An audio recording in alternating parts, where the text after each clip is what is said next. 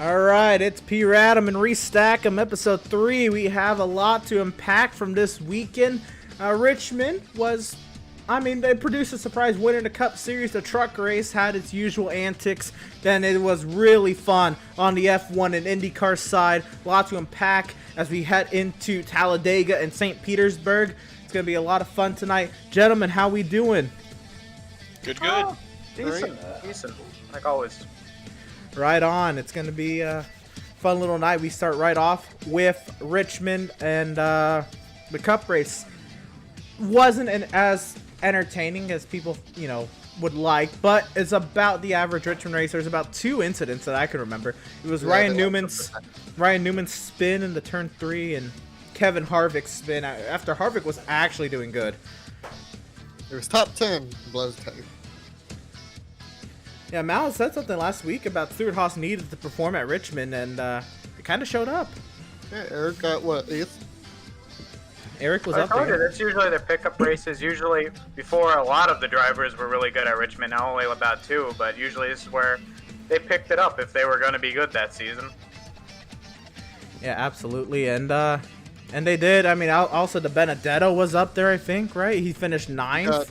9th, I think. This was first time Eric Almirola and Benedetto actually showed that they're race car drivers this season. And Austin Dillon got a top 10 again, too, surprisingly. Good on him, man. Did anybody pick Denny? Who did we pick? I think we picked Benny. I picked Harvick as my race winner, and it was Austin Dillon my second. I remember my third pick.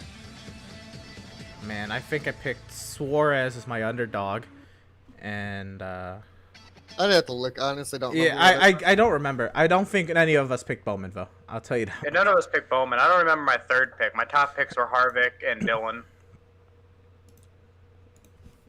But I had Eric though, so he got top. He got 6 actually. So I know none of us really sat and watched the Cup race, but from what we did watch, typical Richmond. But what are y'all's thoughts from what we saw? It was a normal Richmond race. Like nothing everything you expect in a Richmond race, and you didn't get anything unexpected, like an exciting race. It's just like Dover. You can expect a lot of people to get a lap. Yeah, it was just literally like if that one caution didn't come out with Harvick, we probably would have lapped up to like 8th, 7th.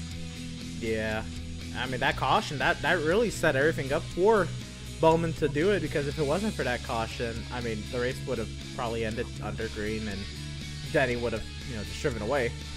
I don't know. I think Joey would have. Joey was actually ahead, but the pit strategy probably would have put Hamlin ahead at the end there. But then Harvick wrecked during the pit stop. That's right, yeah. So I see, yeah. Logano was. And Bowman was so much faster on that short run. Stage points. Looking at the Benedetto got 6th in stage 2 and Almirola got 10th in stage 2. So not only did they get their top 10s, they showed it in the middle of the race as well. And they needed to, man. If they didn't, I think Malika said it right for SHR. If they didn't perform at Richmond, you write this season off, because whatever you do at Dega is Dega. And then you really get to the meat and potatoes of the schedule. You got mile and a halves. They have Coda thrown up in there. You get mile and a halves, a bunch of mile and a halves, and yeah, Dakota's a road course. There's a lot more road courses on the schedule, and if you didn't have good momentum heading into that stretch of the schedule, your season's pretty much over. Along with just how surprising the season's been, Chase Elliott being the last Hendrick car to win. Yeah, that is absolutely insane. And also, if they're not good at Richmond, they've always been good at Richmond when they go there. So if they weren't good at Richmond, it shows that they are far off of pace now. Yeah. If they weren't good there, because they always do good. So if they're not good, then SHR really did have a problem. I mean, the people who led Richmond, man, it's who we expected. Truex, Denny, Logano, Keselowski. Those are the 4 people we expected. Austin Dillon led 1 lap. But and think then about Bowman. it. That's usually you see the 2 Ford teams and the Gibbs team. That's who does good at Richmond. I think I said I said Penske was gonna win. So I guess my bag was on Logano. Brad was non-existent. He was not. Other He was than that 14. pit strategy that got him up there at one point, and then he went back a lap down for staying out too long. So Yeah, Brad was a no-show. So the thing is, I guess we still hit Richmond twice this season, right? Or Yep. is it just we still hit it twice? I think it's once in the playoffs. We right? have a day and a night. That's right. And it's before the playoff, I think. They may have put it in the playoff now. In the first round playoff. So my Yeah, thing it's is, first round playoff, I think. That's the cutoff race, actually. No, second race, sorry. Yeah, it was like first round playoff. so my thing is, do we really need 2 Richmond races a season, or do we need a day Richmond race in this season? I think we need to. We need axe one at day a race. night. One at a night race, that's it. One at a night, yeah.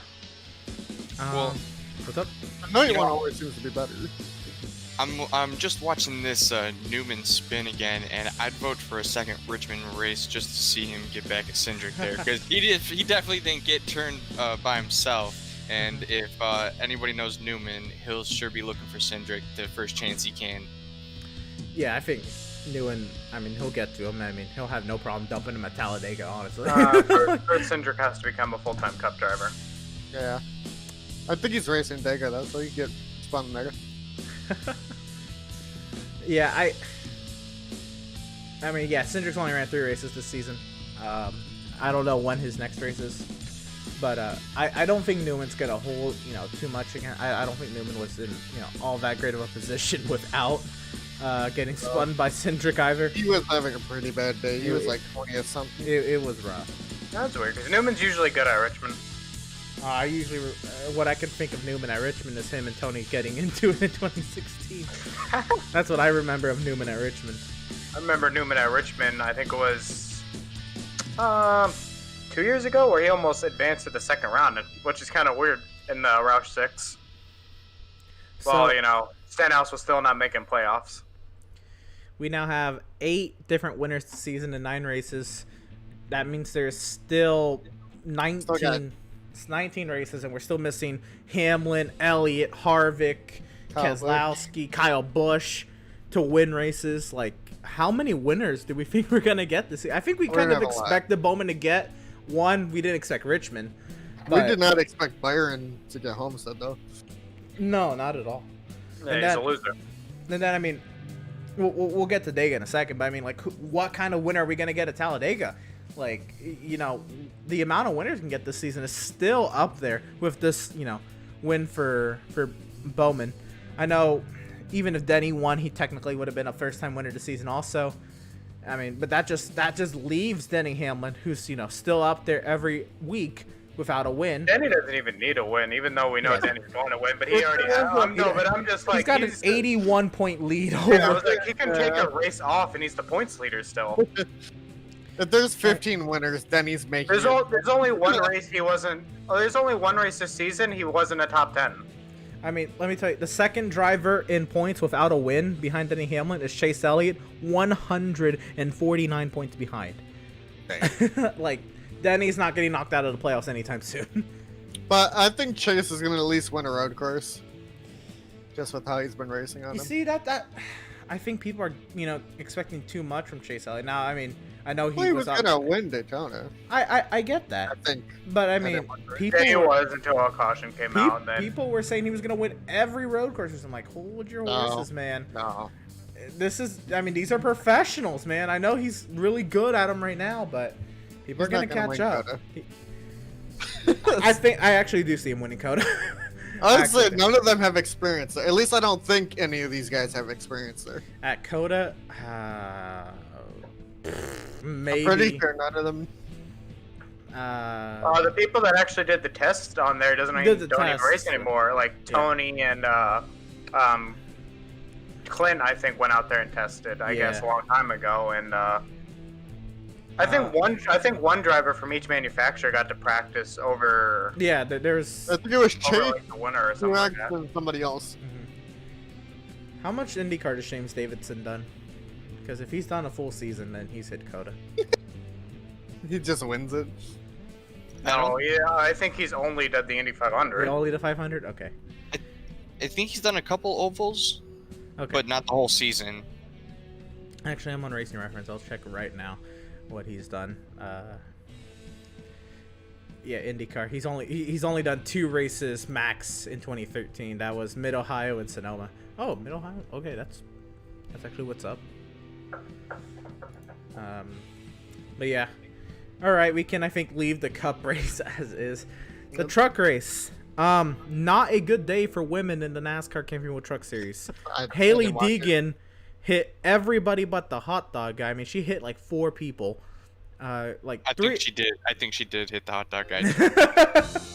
She was hungry. She hit everybody. And Jennifer Jo Cobb got into it with Norm Benning and then got parked. It was something. That was a And rough. maybe out of her Dega race now. And she's not gonna. Yeah, the news today was she is not eligible for the Talladega Cup debut she was gonna make this Sunday. I think partially because she just got parked at the truck race and she's never ran a Cup race before. How are you gonna get parked in the race before your Cup debut? Like, what is NASCAR gonna say about that? But man, But that John truck- Hunter won. Mal Yeah, my pick was right. Yeah, Nima go. Mal's living in it. Enfinger was my pick, and he was up there in stage 2. I don't know where he ended up. Finish 8th. He finished 8th. Did you like check this or something? Or you have like the? I have it on my phone numbers. Well, there you go. But Yeah, Kyle second, Ankrum third, Chandler Smith fourth. what you make of the truck race, AJ? Or did you have the chance to catch it? I didn't catch it, but I am watching this Jennifer Jo Cobb incident. So they parked her for this? Yeah, intentionally wrecking. Because of the intentionally wrecking, yeah. Okay, so I don't know the context here. Oh, I'm getting Norm turned her on the backstretch, Yep, I'm so getting he it went now. back and turned her. So that was under yellow? Yeah. That was under green, I Or- think, that she turned Norm. Oh, okay, so she did wait till it was green and then she turned him. Yeah. Wow, she's been around way too long to have an opportunity come up like Dega to do something so stupid like that. I mean, I don't think that. I don't know if that's for sure the reason, but No, it's not. It's apparently she didn't She- pass the she- NASCAR thing. yeah, she had to resubmit her resume to NASCAR, and apparently she did not pass, or she couldn't get passed in time for Talladega. I'll put my tinfoil hat on and I'm gonna blame that incident right there. I mean, that was so dumb. I mean, let's think. These are the oldest drivers in the field. There's like an average age of like 109 between the 2 drivers fighting. Like, this is dumb. Or what? She's 47 and Norm's what? 69. It's like 116. 47, 69, 116 exactly. 116 is the average age between these two. I mean, could you imagine this as like The a adults bickering like the kids. like? Could you imagine this as like a like this? Like they actually got out and fought? Like that would be the slowest fight ever.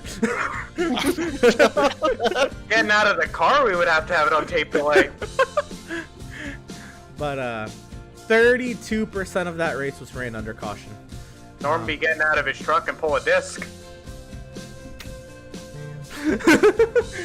That hurts as a Norm fan. He's hanging in there, man. Do we have the long list of people that Haley Deegan ended on Saturday? Like she ended what? Tate Fogelman, The whole, like, Chase Purdy. by the way, Chris that's Wright, a whole team. The 12 and Raphael the 02, Restack. that's a whole team. She- They're got she- a whole team. Man, I think what that's Young Motorsports or something like that. They're Yeah. they're not having it. Man, she wasn't. I don't know if they turned her down for a truck ride last season or something, but she's not having it with Young Motorsports. Man, oh man. They were probably just being sexist to her and she had enough. I don't think there's any like legitimate thing there. But I don't know if you know, like Young, if she approached Young, they would take her in a second. That's sponsorship. It isn't like, they're a big team here. so like the Cup race, there's a few drivers that led in the truck race, and then it was kind of just that kind of group. There was Ben Rhodes, who started on pole, led 2 laps, and he was like gone. He led one more lap that race. or 2 more laps that race on pit cycle. Grant Enfinger led a lot in stage 1. Kyle Busch took over after that. Nemechek took 45 laps, and then pit cycles let Ben Rhodes lead 1 to 52 laps. So basically, Nemechek led a good chunk of the mid portion, and then Ben Rhodes, Matt Crafton, Chandler Smith. I don't remember how they got the lead or really know. Chandler Smith and a whole bunch of people got the lead because they didn't pit when everybody else pit under a caution. Okay. So basically strategy, but this race really looked like it was just Nemechek. Nemechek dominated for the most part. Yeah, the last 50 laps where the top 10 didn't take tires and everyone behind the top 10 took tires, and everyone with tires had to race their way up, which only 2 got their way back up front, which was Hunter and Kyle. That was it. The next one was like Rhodes with tires.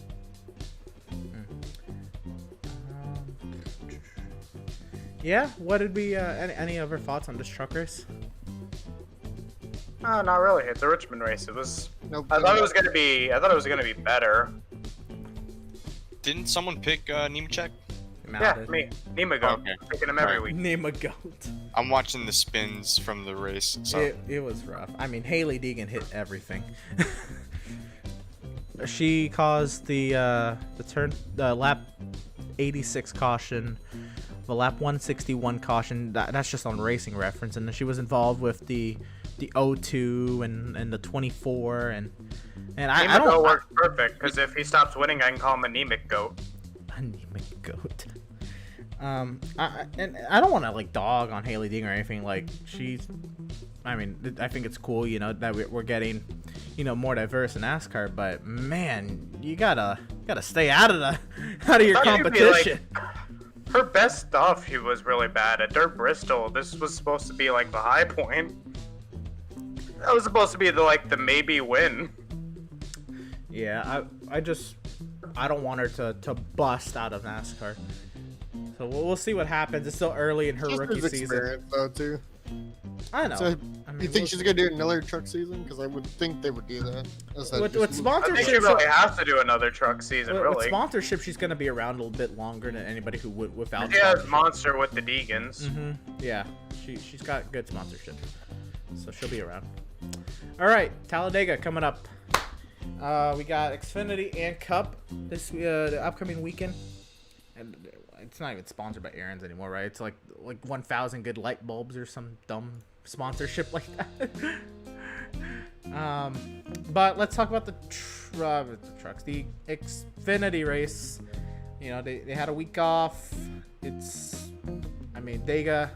What are we expecting? We expecting it to be, you know, caution filled, boring. the AG Pro 300. Yeah, I see that now. And the guy go 500. The guy go 500. The Xfinity one is really usually quite boring till right at the end. Yeah. What? It's a little bit better because it's unexpected. Like, you may get a really boring or you may get a really, like, screwed up race. They tend to not get single file until, like, you know, 25, 30 laps into the field run. Like, they take a moment to get into the single file trains that they get into in Cup. But yeah, are we expecting, like, random winners at Dega for Xfinity or Cup? Or are you expecting maybe more of the normal people we kind of see up there on a week-to-week basis? The season we're getting, we're probably going to get a random Cup winner. Random Cup winner. We're going to get like a Buescher or Stenhouse. Probably a Stenhouse. I think Stenhouse. Stenhouse will probably get Buescher I wouldn't mind that. Well, let's make some predictions. I don't know. There's four of us here. We have a, like, 10% chance of picking... No, that's not how that works. We have a... I'll do the fraction right here. A small chance. A small chance. It's 12 out of possibly, like, 40. Yeah, racing. About a 10?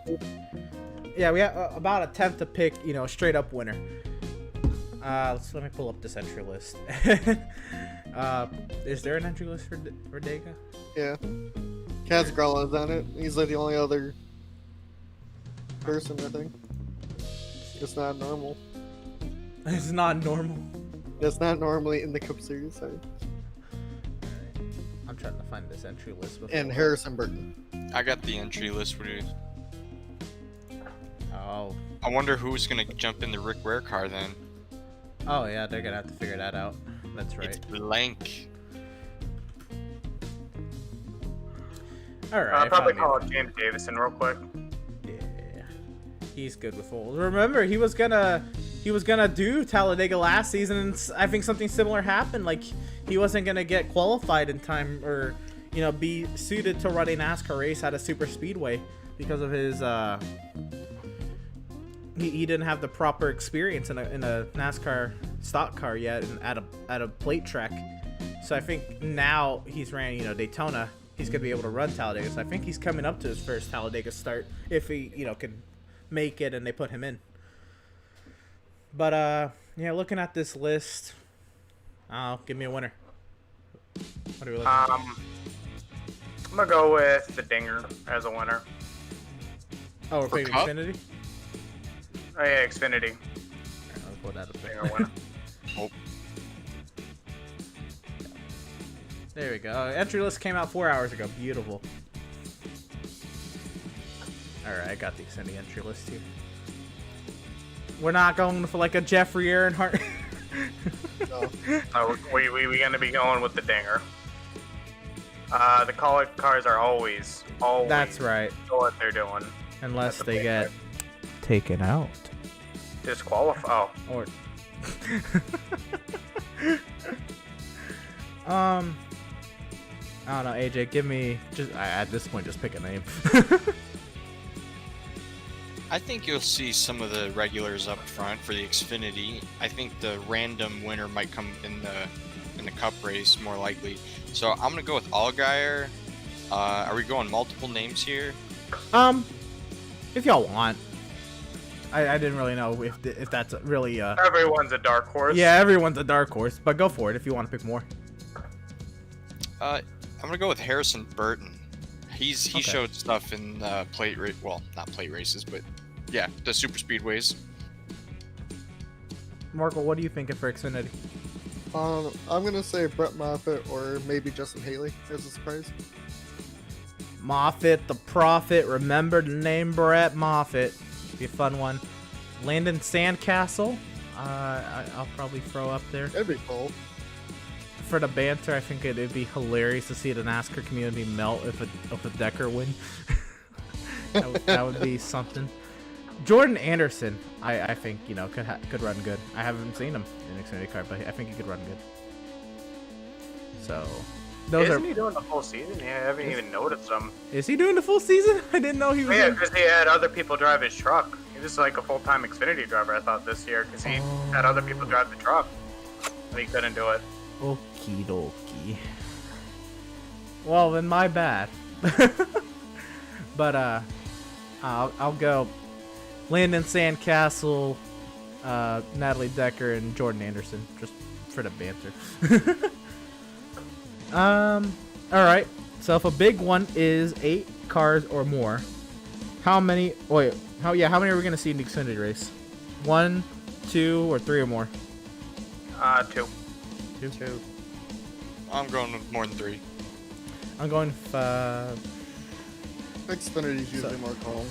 Xfinity is usually more calm. I'm trying to, separate their Talladega and their Daytona races because Xfinity has some wild Daytona races. They have like in the final. I remember the one Daytona race when there was only 2 healthy cars. Yeah, I was like, there was like 6 or 7 big ones at Daytona. So I'm that trying was to the one I think Payne won Daytona. Like when it was just him and not some other guy. I mean, like, Xfinity can have some real messed up play races, but I don't think this weekend's gonna be one. I think we're gonna have 2. We all on the board of 2. 2 or 3. Yeah, AJ's going 3 or more. No, I said 2. He said 3 more, and No, I think that's what Mark I'm said 2 as well. No, that's what I'm saying. AJ went 3 or more. Yeah, we're all on the board. All right. Cup, same thing. Pick winners. I usually pick Keselowski and get burned. So this time I'm gonna go Bubba Wallace. You know what? That JGR is definitely going to work with him at Talladega. And, he led a lap last season, if it means anything.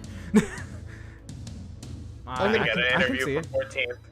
I got 2 Fords. I'm gonna say De Benedetto or Newman. I don't see the Benedetto winning Dega, but I respect it. I mean, anybody can fucking win. Show up. Newman seems to be there at the end of the lap for plate races. He does. I that's why I didn't like dog Newman, because Newman definitely could. I mean, anyone could. I mean, my heart wants. Yeah, Newman was almost a Daytona 500 winner if it wasn't for Buescher. Right. Right. For Blaney. Or yeah, for Blaney. So my heart wants to say Alfredo because it's gonna be like one of his only chances to have a decent finish. But I'll leave Alfredo. We'll see. I mean, where he ends up. Front row does good at Spring Talladega. Could happen. Yeah, but only the 34 car wins. McDowell had his glory. Let me have mine. McDowell already did. I'm not telling you not to do the pick. I'm just telling you the 34 only wins. Do what you want. No, I'm just saying let me live in my fantasy world. I don't know. So the 7's gonna win? Corey LaJoy? No, Corey LaJoy's not gonna win. He's gonna get caught up in the first wreck. I'm pretty sure he's going to. Yeah, he's going to cause the first wreck. Yeah. I actually see. Man, I don't know. I see. Maybe. What if this is like Chase Elliott's only win on the season? It's Talladega. Wouldn't be surprised though. That'd be funny. If Chase Elliott's only win this season was Talladega. I don't know. I feel like we're really actually gonna get somebody's with a car number that's over 20. So at the bottom half of the entry list to me, Jones wins. It's fair game to me. Oh, I can see anybody with a car number. Daniel Suarez is gonna get it done. There we go. I finally. Yeah, you're waiting for the day you could do that. I know. I'm waiting for the day to say Suarez gets it done. And out of nowhere, it ends up being a real bad shit fest, and then one of the Rick Ware cars win. I'm gonna be mad. And If Josh everybody's like done. If Josh Malicki wins Talladega, I will riot. we end the show. We don't need to talk about this anymore. Well, no, we just won't talk about Cup Dega. We'll talk about Xfinity, and we'll talk about St. Petersburg. The cup race never happened. Nope, never happened. Alright, so what are expectations for Dega? Did we think it's going to go single file pretty quickly? Did we think it's going to be a pack for most of the race? And then how many big ones are we looking at? 8 or more cars? So if it's like the 500 and they wreck right away, then it'll be single file the whole time. That wasn't an answer. I don't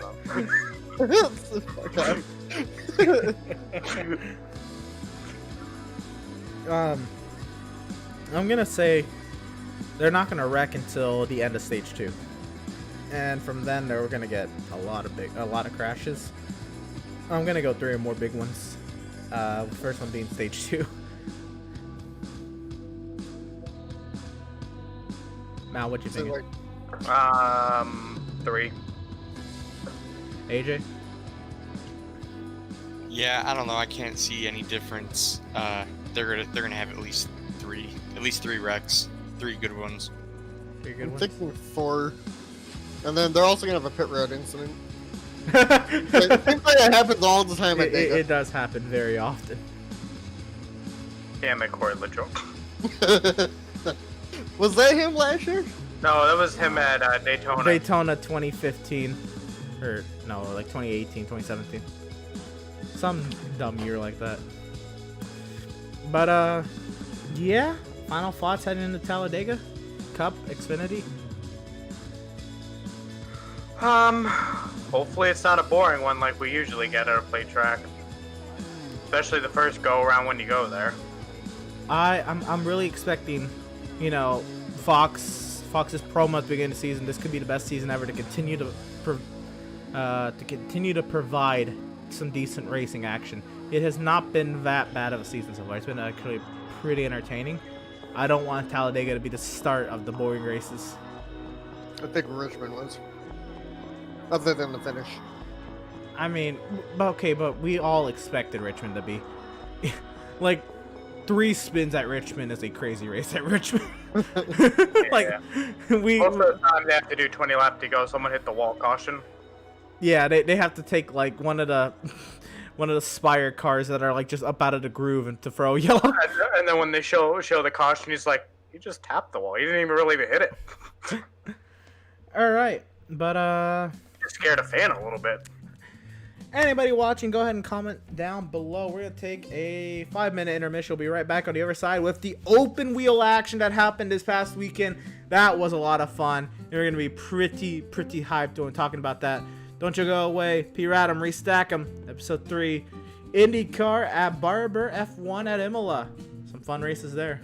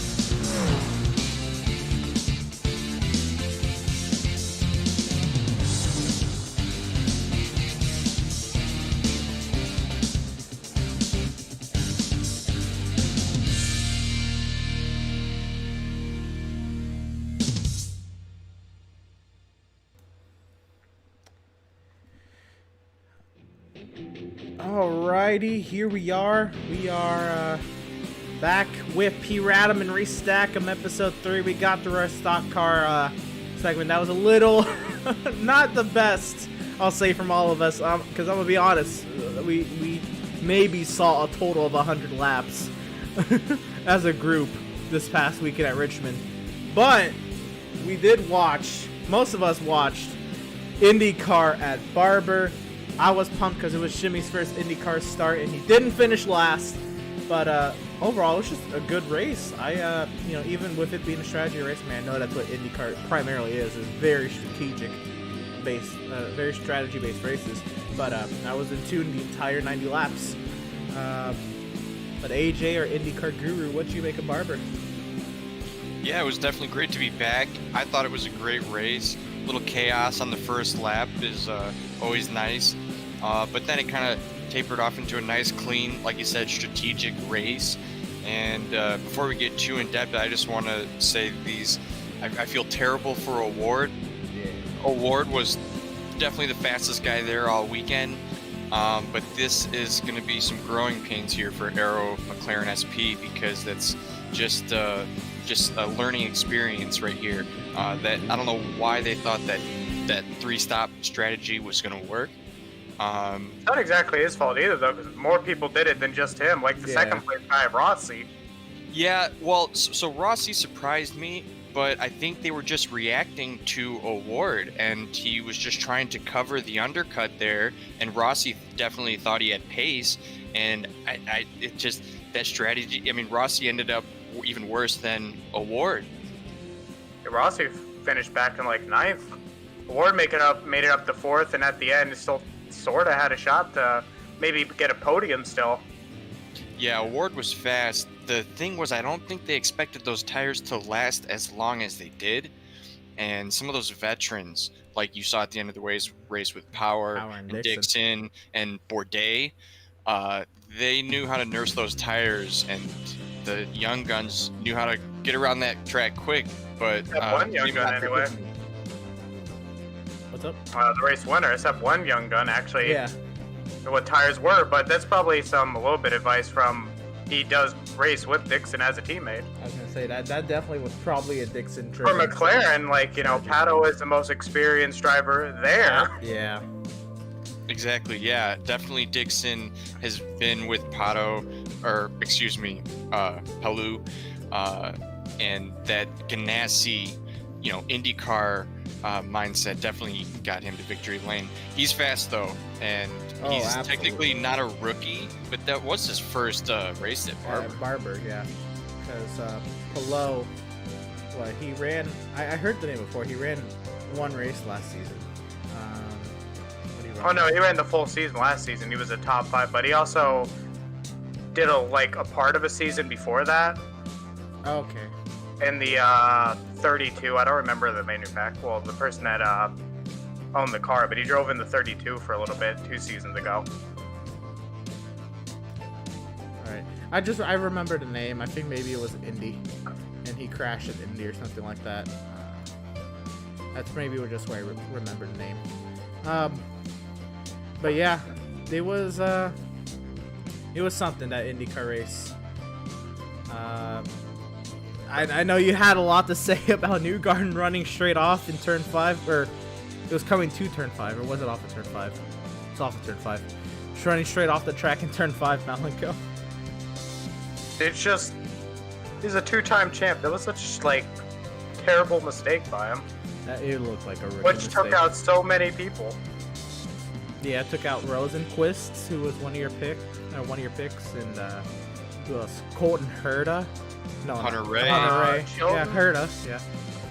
Yeah. Chilton. Okay, we didn't really lose anything with Chilton, but Yeah, we didn't lose Chilton. But I'm just he took Herta, out a lot of Devin, cars for such a rookie mistake. Ryan Hunter-Ray, could have had a decent run. Herta was definitely one of Devin's picks if he was here. That was... So we know how IndyCar usually runs. Usually it's the perfectionist of the season usually wins the championship. So screwing it up, race 1. Yeah, For him and a bunch of people. I mean, it wasn't even like a young gun. And we were basically on the straight. We were out of 2 going up the hill, and he got loose and went off track. It was we weren't even turning still, really. It was a kink that he lost it in. Yeah, it made. I mean, he was what? He was pole sitter, right? Or not? Pole Like, sitter, you know, like when Jimmy made the mistake, I was like, is what it is. He hasn't done this before. When Newgarden does it, like, you shouldn't be doing this anymore. Yeah. And, I mean, Jimmy's was on corner exit. This man wrecked on the straight. Yeah, so this incident here, man, I feel kind of bad for Newgarden. I mean, yeah, he's got the experience. You don't expect this from him. But I mean, first race of the year, I think everyone was real excited, and some cold tires, I think, kind of got to him there in that situation. He thought there was a little bit more track than there was, and then he hit that grass, and he almost saved it. And in practice, he had an incredible save, and I think he thought he could do it again. But if you watch his onboard, on that first snap, it completely snapped out of his hands. So the wheel snapped out of his hands. So as soon as that happened, it was game over. There was no saving it, and it was a scary crash. It was huge. I mean, the air time that Rosenquist got, and the guy that hit him straight on couldn't see a thing. Yeah, that was Hunter Ray. Oh, was that Hunter Ray? Yeah, and he has a great post on his Instagram page, pretty much saying that the aero screen saved his life. And after watching it, I sure agree. Newgarden's right front went right over and to the left of Hunter Ray's aero screen. Yeah, it was nutty. I was expecting, the whole race to pretty much go green, maybe some self spinners like Jimmy, he did on lap 10. I was not expecting the massive pileup. I don't think anybody was really, especially at Barber. I know it's a difficult track, but once the start kind of happens, everybody's kind of on their own, which that's road course racing. But we didn't even get to that point. I mean, we had Rosenquist was towards the back, but we had Herta. He started, I think, alongside Newgarden, or right behind Newgarden. That definitely could have made some hay, made some noises up there towards the front on the differing strategies. That's two, arguably four championship contenders in that wreck right there. Yeah, definitely two. Hunter Ray, I mean, he hasn't really been there the last couple of years, but he's got the potential. And I mean, I think Rosenquist has that potential as well. It's going to be rough to catch back up with such a good opening race with Dixon, Power, Pato, maybe Palou if he can keep it up. Yeah, I mean, if like you said that while we were watching the race, we were watching the race together, Mel. I mean, like, Dixon didn't have an off race last season. If Dixon doesn't have an off race this season, it's gonna be hard to catch. I'm just like, that's Power's got the champion. Experience. Newgarden, when he won, like, Newgarden and Pagano didn't have an off race when those two were competing and Newgarden won. Like, the champion of IndyCar a lot of the times is a guy that didn't fuck up. In the last 4 years, it's been two guys. One of them finished second in this race, or excuse me, third, and the other one was in this incident. Yeah. I mean, that's crazy. What do we think? I mean, Will Power, had the nice run with the second place. He was obviously on the same strategy as Palou and Dixon. But maybe, is this the season Power can get back on it?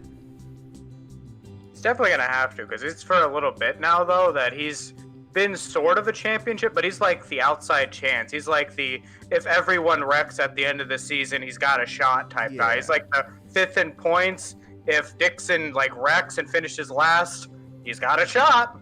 Like, that's usually his shot, usually at the end of the season. So he's every year he's like a one-time winner, and he's like an outside chance. He's either a top 3, top 5, or wreck 'em kind of guy. So if he can just keep from wrecking it, he's gonna be there, I think, at the end of every race. So if you're there at the end of every race, that's gonna put you in championship talks. How about Bourdais coming up clutch with the top 5? I thought that was very nice, a nice run for him. After last race of him being a winner at Sebring. Yeah. I enjoyed seeing that 14 car up front for a few laps, even though it was on pit cycles. It's been a while since we've seen a Foyt car do well. Mm-hmm. Yeah, he did lead 4 laps. Bourdais did. Yeah. I mean, a lot of things. Bourdais actually being up there, a Foyt car being up there. That being said, we're talking about Bourdais. How about that little hip check to the young O'Ward? Oh. Yeah. What do you guys think? Do you know? Yes, no, maybe so. What do you think? I mean, I thought it was all right. Like, no harm, no foul. They both bump Yeah. and they both go off on their day. Like, I don't. it If he sends it and then like both of them end up right, but if you just like tap tires and you keep going, like it's not that big a deal. For me, it's like I guess it depends on the standards. Like the FIA would not allow that. IndyCar is much more, chill than the FIA. Obviously, not like NASCAR. You know, they got fenders, go at it. But it depends on that, I think. And also, I mean, they were battling for position. They were, who was on cold tires, him or Award? One of them was on cold tires. Award was on cold tires and a full tank. And Paddle was running them pretty low. When you run them that low onto a hairpin, you're gonna kind of get a little bit of tapping. Yeah. The gap was there, and Bourdais was coming, and I think that was a great point, about the FIA, because that's kind of more or less Award's background. Yeah. So him being heated, I guess, is understandable, but that's kind of Bourdais saying, "Hey, welcome to IndyCar, buddy." Yeah, we play by a little different rules. We're still open wheel racing and, defending like an idiot on the straightaways, not definitely not welcome, but I mean, we play by different rules over here. He was there though, Yeah. and he left him room, in my opinion. So Shallow hairpin and a little bit of tapping tires isn't that big of Yeah. an issue. If you both keep going and he didn't break his front wing, like, there's no issue. nothing like Bottas and Russell, but we'll get to that later. We'll get to it. So the rookies, Grosjean, McLaughlin, and Johnson. I mean, in their own rights, they had pretty decent races. I think McLaughlin performed was a little underwhelming in his race result, but finished the race. I know he ran last season St. Pete. Well, yeah. I think what makes that underwhelming is how well Grosjean. I think he just practiced, up there in the top 5-10-ish. I think I expected McLaughlin to be up there. No, I know strategies kind of worked out in a certain way, but I don't know. Maybe those are also hot laps.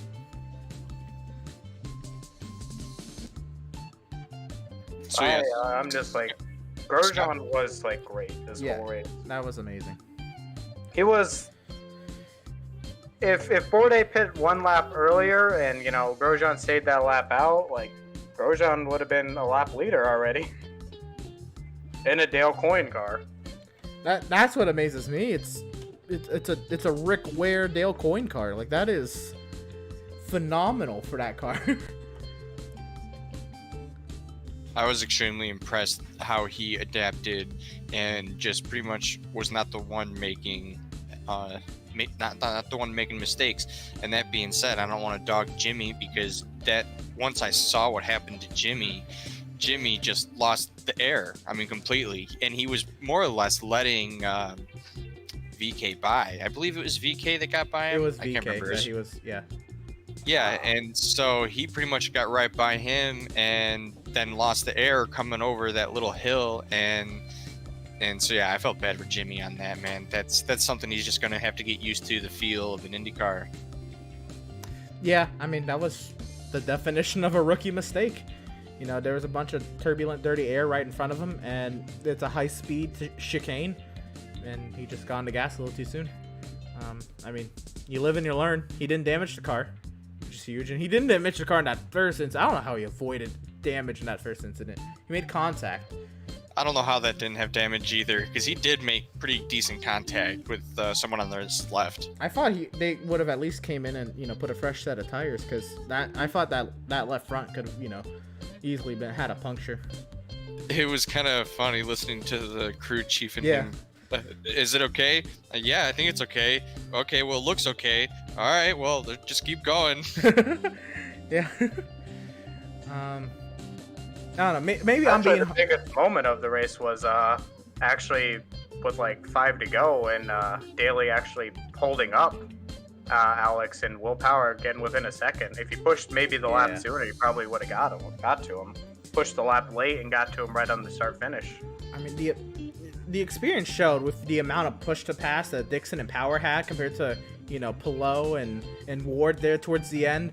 I mean, I know Ward was on a different strategy, way far behind, but just like the push to pass amount with like 6 laps to go was insane. Like you could tell Power and Dixon, have done this, and they're saving it for those final laps, and they were coming. I think, yeah, especially Power. If he pushed 1 lap earlier, Power would have gotten him. I was totally surprised to see how much left they both had. But also I know Will was fighting fuel. Yeah. So he didn't have the green light, so to speak, until like 2 to go. So yeah, I totally agree. If he could have had that on maybe like 3 or 4 to go, he would have made it interesting, and Connor Daly would have made it even more interesting. I don't think he held him up too much. I think he had enough pace to, but yeah, it would have been something. Marco, what you make of what you saw from the IndyCar race? I only saw the 2 wrecks really, and then I was watching the highlights right now, to be honest with you. So trying to catch up while you guys were talking. Talking about the push pass here at the end, I'm watching it now because it's 2 to go, and yeah, they had about Power had about 90 seconds with 3 to go. Yeah, So that's a lot. That's for 2 way laps. too much. Yeah. I think they were talking about like around there. That's a full lap. Yep. Yeah. they A said lap about and a 3 half. fourths of a lap or a lap or something like that. They were saying. Almost a lap and a half. I think they're running 108. Yeah, they were running 1 second lap time, or 1 minute lap times. Yeah. 'Cause it looked like he got within a second. By the 1 second lap times. Where are we racing? Drag- Like IndyCar at Bristol. Dragsters don't even run 1 second lap times. Like IndyCar at Bristol. IndyCar at Bristol would be wild. So That would be an experience. help me out here. Was I being too hard then on my expectations for McLaughlin, or what do y'all think should have been McLaughlin's race after how he practiced and having a race under his belt? Like I think the races are just fine. Like Jimmy making a mistake, it was gonna probably happen. You kind of knew it. It's Scott, and Scott's first race in pretty much an open wheel car, except for 1 start. So being competitive somewhat with the midfield, racing with Sato there at the end, which was last 2 years ago winner. Yeah. So it was okay. And Grosjean, with the open wheel experience, showed that he has talent. What's up, I Marco? Want to start another team practice one more time? Yeah, I'll do that. Go for it, AJ. I really think all the rookies got an A in my book. Even Jimmy, even though he finished 19th, I still think he got an A, considering that's an extremely difficult track, and he finished the race, and that's what he said his goal was, and that's what he did. So I'm giving him an A for that. Last. And Scott, I mean, yeah, you guys said he was competitive with the mid pack, and his second race, this is exactly where you want to see him, especially in that Penske. Give him half the season, and half the season he's going to be up in the top 6 to 8. Okay. I don't know. I was expecting a lot when I saw him practicing in the top 5 and top 10. So maybe just watching practice maybe tweaked my expectations a little high. And I knew he was coming from V8 Supercars. I know who he is, but I was just with the Penske equipment. I'm like, okay, he's gonna be a contender for a top 5 maybe. He's fast. There's no doubt about that. That's why he's in a Penske, but he just has to learn the racecraft of the IndyCar. He's got the 1 lap speed, but excluding those 2 young guys in Palou and Award. You got Power and Dixon up there who hadn't been showing crazy speed, yet they finished 2nd and 3rd. Yeah, that's fair. Mal, you didn't have any kind words to say about McLaughlin's paint scheme or livery. Oh, it's disgusting. 3 people took a paint can and threw it. I mean, it's PPG. What do you expect? It's kind of what they're supposed to do, right? Yeah, but come on, man. Can't think of anything better. I know you make paint, but calm down. You don't gotta use all the paint on 1 car. what y'all think of Jack Harvey just missing out the top 10 to Grosjean?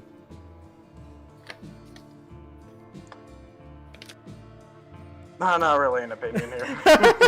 I'm gonna be honest here, like it's Jack Harvey. I'm not. Yeah, And also, it's not the end of the day for Jack Harvey, like losing to Grosjean, also. So. But I'm just the run, finishing 11th. I don't know. It's good for him because he's not, Yeah. like he doesn't have many great races to his credit. Jack Harvey, I think he has a Road America race where he did okay, but good for him. I don't know. I usually see. I mean, what that was Meyer Shank's first venture into IndyCar, right? Or did they hit it up last season? No, he's running that pink 60 car. Yeah, before. no. But Meyer Shank getting into IndyCar, or have they been? they've been there. They've been there. Okay. Yeah. Never mind then. Yeah, I thought they were. That car's been there every time he's run that. I just figured maybe those are his sponsors, and Meyer Shank Racing was a new team or something like that.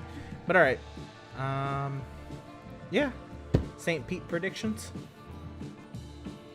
You can go first, AJ. I'm just excited we got back-to-back race weekends. Yes. Unlike us. St. Petersburg is Rossi usually performs well there. Andretti's in general, until they kind of threw it away at the end of last year's race, usually do well there.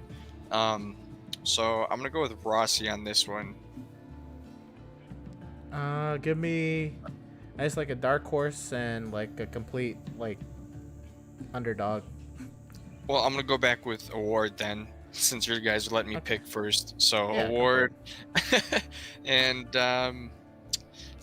Newgarden's got to redeem himself. So I'd like to see him do well after that mistake. What are you feeling, Mal?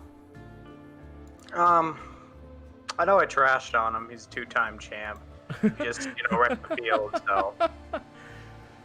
All right. And he can do pretty well at Petersburg. I think he won last season. possibly won. Yeah, I was like He won last season. But I think he's been a winner before there, other than last season too. Okay. But I think with Newgarden. Well, what was the second one? Dark Horse and long shot. um Strategy and Dark then Horse. Wreckfest. Dark Horse now it's kind of weird, but Dark Horse Pagano. Yeah. That's a dark horse. That's a dark horse. Since his championship, Pagano has been really under the radar. You don't really notice him. And long shot, I'm gonna go with Grosjean. After that first opening That was appearance, impressive. Top 10 pretty much the whole race, looking things shot his way. Maybe he could sneak into 6th, 7th type of range. This is a good opening week. You saying that kind of makes me think. I wonder how he'll adjust to a street course versus this IndyCar road course. I bet that road course was probably more traditional to his European tracks, but being the type of driver he is, I think that a street track might be something he might adjust to a little quicker than this. Okay. I don't know. I'm just thinking, food for thought. I don't know. I was like, I thought at first you were insinuating he was probably gonna struggle maybe more at a street course. I'm like, well, no, I mean in F1 you have the Monacos and the Singapores and Albert Park and Montreal and all that. But no, yeah, I could see him doing a little bit. That's kind of my point is, those take a type of skill. I think that's, it's a sharper turns usually or tight corners and stuff like that. And since, it's not usually a professional track, that is maintained at a high level. This is a street, under it's going through harsh weather and people driving it over it every day. It practically that's changes. why it tends when you get to something like Detroit where it snows a lot, or St. Petersburg, street courses are traditionally hell. how the track is, it is bumpy, it takes a lot. Most drivers are probably out of energy as soon as they get out of the car. It practically changes each year. Yeah. I'll go. I want to say, I New Garden does sound like an appetizing pick. Just looking at last year's results, I mean, he won, but also like he's gonna want to redeem himself after that first lap. He needs to. If he's gonna be in contention this season, he needs to win. I think right away. But I'll go with his teammate Will Power. I think Power will get it done. Dixon will get another lucky podium, or well, not even lucky, but just another podium with experience and a Ganassi mentality. And my dark horse, I'll go probably Bourdais. I want to see Bourdais do well. I can see it too. And a long shot, if it's like a wreck fest, I guess I'll put. No, I don't even want to think of that. Oh, I was right. Yeah, he's the 2019 winner. So this would be New Garden 3 years in a row here at St. Pete. I don't know. V8 Supercars, they run a couple street courses over there. I'll see what McLaughlin can do. He'll be my long shot. This will be his second time there, so right. That's something. Mark will give me a name. Who's winning St. Pete? Rossi. Rossi. Okay. Just a guess, because I don't know. he crashed last season, but He crashed. That's great to know. I should just went with New Garden with everyone. Well, I didn't say New Garden. I said I see him doing well, but I was really going with Will Power. That's tight too. You never know. Okay, so since you asked, are we gonna have more 8 cars or more wreck? How many times that's gonna happen for the NASCAR race? Oh. At St. Petersburg, I think the question should be how many people are gonna send it into turn 1 and miss turn 1. That is real. Like, oof. So many should be winners out. Like Wickens, his first ever start. Oh yeah, I remember. Wickens led that whole St. Pete's race just to be wrecked. I think you could see 3. I think 3 is the magic number. At least send it, and I'm talking top 5 drivers. You know what I mean? Mm-hmm. Not like a 12th or 14th or 20th. I don't care about that. We're talking top 5. How many people in the top 5 are going to send it into turn 1? There, more specific. That's the real question. That is real. Turn 1. 2. I'll go 2. Turn 1. I'm probably going to go with 3. Yep, 3. 3. And does it happen that I haven't sat and watched this whole St. Petersburg race? I know I've had friends go to St. Turn Petersburg. 1. If you're getting wrecks, turn 1. Like people push it like hell into turn 1. So that turn, and then also coming to the line, there's a tight hairpin there. Right. Yeah. This is gonna be definitely my first time watching a whole St. Pete race. I've talked to friends who've gone to St. Petersburg before, and all that, but I've not sat down and watched the whole St. Petersburg race. I'm really committed to try to make this IndyCar season work. I bought Peacock Premium. We're watching practices. That whole turn and then the pit exit is interesting. People fly out of pit exit there trying to rejoin, and then it gets really, really tight there. So that's just going to be an interesting little corner there. All right. And then I don't know, who do we see doing better, Grosjean or McLaughlin at St. Pete? Well, Grosjean was my long shot winner, so I'm gonna go with Grosjean here. I'm gonna go with Grosjean too, man. He showed a lot. It was his first race, and he was really quick. Wait, unless Ericsson hits him. Yeah. Oh man. I don't know. Yeah, I take that back. I take my whole street course thing back now that I'm thinking about it. Baku. Ericsson did hit him at Baku. Well, hit him. Air quotation. Ericsson did hit him at Baku in his mind. He's still looking for the wing in his rear wing. I don't know. I maybe because I had, just from practice. I guess I can't base everything I do off of practice. I just hadn't watched Barber before, so I didn't know how much practice translated. Especially with where the timing line is. That threw me off. That the timing line is before pit entry. That sent me for a whirl. If it's your first time watching qualifying, it's a little confusing. I was like, what in the world? You're seeing times come up, and you're seeing what he just came out on the track, and yeah.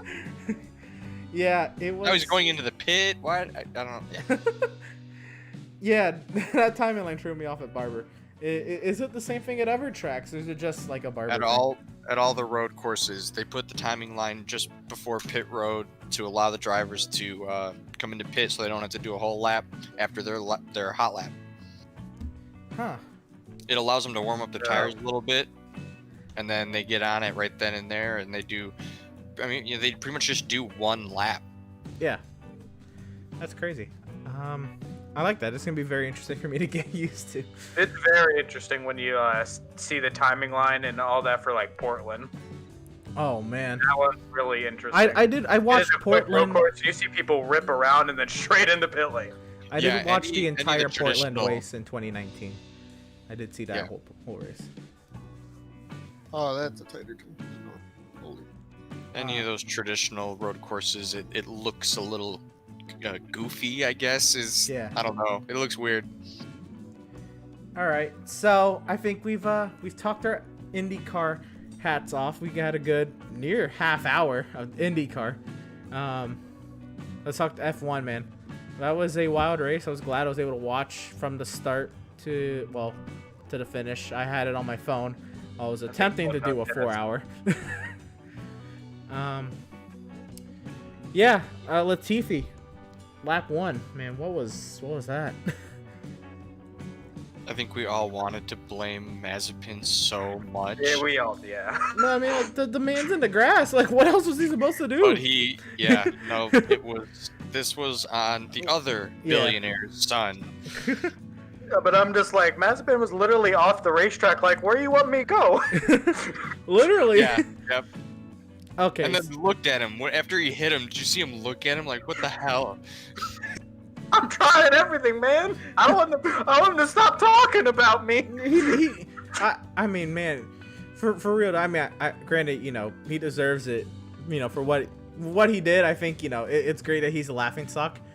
Just imagine how he's feeling though. Like, he's clearly has social media. He has to see everything that's being said about him.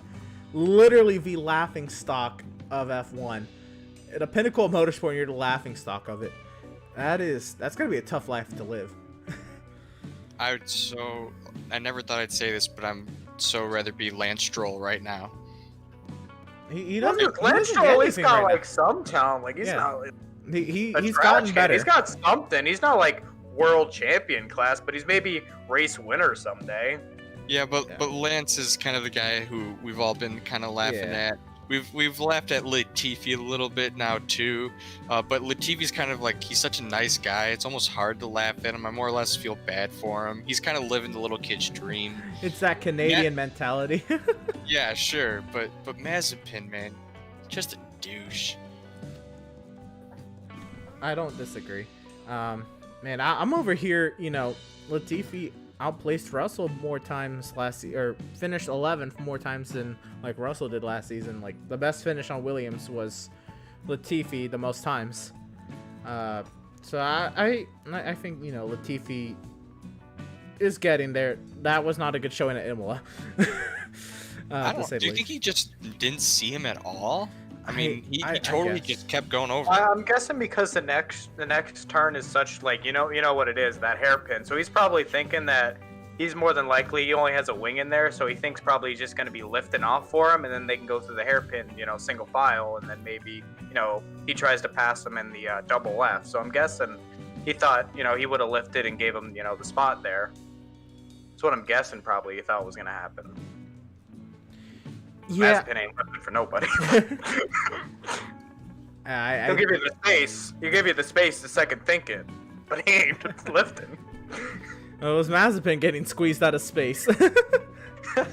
But let's ask for first. Leclerc spun on the formation lap, but I mean, we've seen this. We saw a lot of spins under yellow flag conditions. Like Mick Schumacher, that was embarrassing.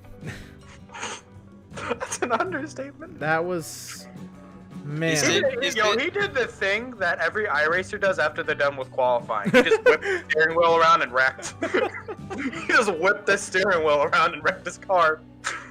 Is it any worse than what Russell did last year? Absolutely not. It's the same thing. Okay. It's equally as bad. It's terrible. Man. Hey, at least he kept racing though. Russell was dead. That was. I mean, the DNF with that's crazy. So then they went green. They actually played out the strategy a bit. I think they went 25 laps green before, the entire lap 33 field fell apart. Man, I don't know. Vettel could not catch a break. Why did it take so long for the FIA to give him a penalty? Like, he got it like halfway through the race. He got his penalty. Remind me I again. don't know. It's weird, like the penalty system. Sometimes they take forever. Sometimes they take a second. So it was with 5 minutes before the race, he did not have tires fitted on the car because Aston Martin had the terrible the terrible brake issue. So okay, my question, why was he penalized when he pretty much complied to the FIA of the rules of starting from pit road? He started from pit road, didn't he? Yeah, So that's the penalty, is it not? I don't know the FIA rules, man. That's crazy. I was confused when I saw the penalty come up because I assumed him starting on pit road was the penalty. You don't have your car ready within 5 minutes of the race. You start from pit road. But remember, like, F1 is really weird for their penalties. Remember at Austria, I forgot the driver. It was like a back marker. It was like Grosjean or something like that. Or no, it was Perez for this. It was Perez when he started in the very back. It took 20 laps to call him speeding in pit lane. It's just like, how did it take 20 laps? It's either he's speeding or he's not. Yeah, I do remember that. Yeah, that's something that should be caught like immediately. Why is that should be, you look at it, done. Like, it's a 2-second, did he speed or did he not? There's so many gray areas in racing. That's not one of them. Yeah, I don't get why they penalized him 30 laps into the race. Like, why was it not, given, with 5 minutes before the grid? If you're going to give him a penalty for not having tires fitted 5 minutes before the grid, give it when he doesn't have tires fitted 5 minutes before the grid. It's like, it's literally, it's the FIA. They don't, like, it takes them forever to, like, do a black and white penalty. It's either it is or it isn't. What is it taking forever? You saw it happen. Why? Why do you take forever to call stuff? That's just the FIA. They think about stuff that's already over. This poses the question then of, this was a team problem. This was the team's mistake, essentially. Not a driver's mistake. Why is this a time penalty? Why is this not like a fine? Yeah, exactly. Like, we keep the whole consistency of penalize a driver for their actions, but penalize the team for this. And for an example of where I think they penalized the team for a driver's actions was when Lewis had that pit lane simulated start in Russia, I think. Yeah, they have 2 separate 5-second penalties. And his team was fined, I believe, in that case. Mm-hmm. So this is a case where this was all on the team. I don't see Vettel at fault at all. My car's broke, essentially. My car's not put together. Like, this isn't, in Lewis's situation, Lewis asked. That's what deemed him the grid place penalties. And the team saying yes was for the fine. Yeah. So that's right. Yeah, I don't get that. I feel bad for Vettel. He just can't catch a break. I was just like, man, he wasn't, having the best of races, but maybe he could have contended for points. He was up there in 11th, battling Alonso and Raikkonen. By the way, that's a that's a battle. Raikkonen, Alonso, and Vettel. But and then he was penalized and he fell back to 17th, and then the red flag, and I mean, it was there.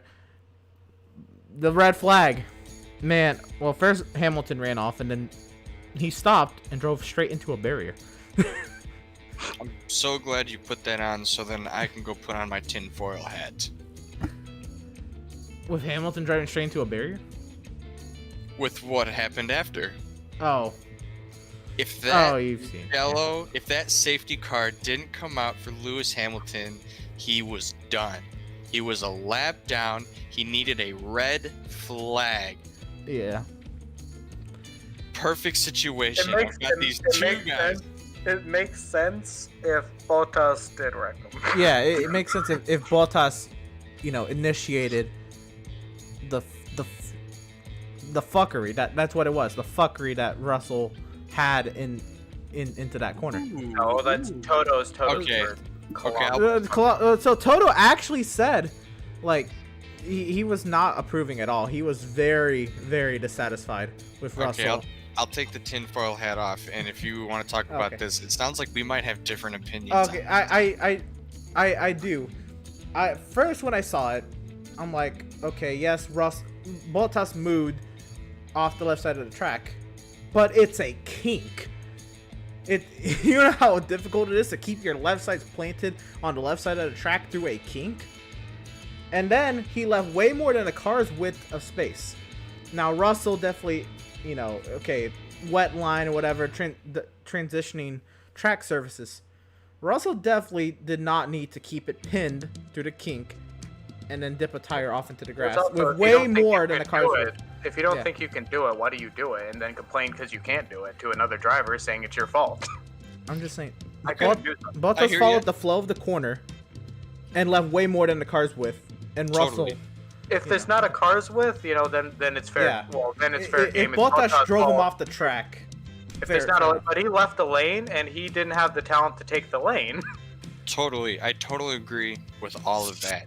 I think what I'm gonna decipher from two things here. One is who's at fault here and who made the mistake. Okay. Russell made a mistake. Mhm. I still am going to blame Bottas though, not for causing this incident though. Russell caused the incident, hitting the grass, spun him out. He had plenty of room. He ran out of talent. However, It wasn't a the reaction. two mindsets of these two drivers are incredibly different. Mhm. And Bottas, who even though he's racing in ninth place at this time or 10th at this time, is still probably not as stressed as Russell going into this corner. Russell is fighting for his career, and Yeah. when I saw what I thought I saw was a hip check, essentially, like you see in almost any sport. The veteran kind of checking the kid a little bit. It wasn't a dirty move. It was an aggressive move. I don't think there was anything wrong with it, but it was a little hey, and Russell couldn't handle it. So it really exposed, I think, a weakness in Russell. However, I don't think that makes it Russell's fault though. I think he overreacted and he messed up. I think. But I think it exposes what me and Emerson has been saying for a long time. Russell can't race. He can drive, and he can drive fast.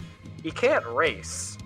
When he gets put in a situation with a guy just as fast as him, or a little bit faster, or he's just a little bit faster, he can't race. If he can run on a clean track, a fastest lap. He can be in the lead and be as fast as possible. When he gets put in a situation where he has to race another competitor, he can't race off the racing line. He can't be on the unpreferred lane. He can't do it. He can't race out of that one lane he has set for himself. So I also go for it. Go ahead. No, you go ahead. Okay. You haven't I said. was gonna say, so Toto Wolff, obviously, he's the Mercedes team principal. He, Bottas's boss, but also, is a huge advocate for George Russell. He has, completely slammed His his by the manager. way. He's completely slammed Russell for this maneuver. He did. So I think that's part of it. This, that he has a reason to, fight for both sides, and he has completely gone against Russell. in this situation. I know, like he said, also Valtteri had a bad first 30 laps and shouldn't have been there, but George should never have launched into this maneuver. It was too risky, and In the conditions. Yeah. for the conditions that it was in, and he definitely, that second line was, not only it was the not preferred line, it was also damp still, that it had And not dried how out yet. sharp Russell took that, he wasn't going to have a good run out of the kink. So if Russell lifted, he could have cut underneath him and had the preferred lane, the inside, for the left-right. So I'm just, if he was smarter, he lifts off, he could cut underneath Bottas right after, because Bottas took a sharp lane where he was going to run really wide and not be able to plant the throttle. So he could have cut underneath him and outbraked him into the left-right. And I just hate to fault Russell for being in a Williams and getting the opportunity to pass a Mercedes. Not only pass a Mercedes, but to pass the dude who you think that you should be in that car this year already. He definitely thinks he should be there, so I think it was the heat of the moment, which Russell said in his apology. And if you really look at his apology, he didn't apologize for the incident. He apologized for his afterward actions antics. afterwards. Yeah. So that's we need to see him in those fights more often. We don't get to see him in those fights more often, because for just as many times you could say he doesn't battle well, I think you could point to that many times he overtook someone. But he clearly has the pace, because he qualifies in that position, and then when we get to race day, he finishes 3 or 4 spots behind that qualifying position a lot of time. He'll qualify in Q2, he'll qualify in 12th, 13th, 11th. Hungary, I think he made it into Q3, so somewhere like he qualified 10th. And then you'll see in race day he finished like 15th, 16th, 14th. This is going to be, I think, the first year, though, you're going to see that Williams even going to be able to compete with the midfield, though. So, I mean, that's just a hard car to drive, I think, too. I mean, he's not perfect. I'm not trying to be a fanboy of Russell here. Don't get me wrong. I just think he's fast. He does have the racecraft. He was just excited going into this corner. For me, for sure, it's 100% a racing incident. They, racing hard. I don't think, these two should ever have been racing on the same track in their cars. But I think this says more about Valtteri than it does Russell.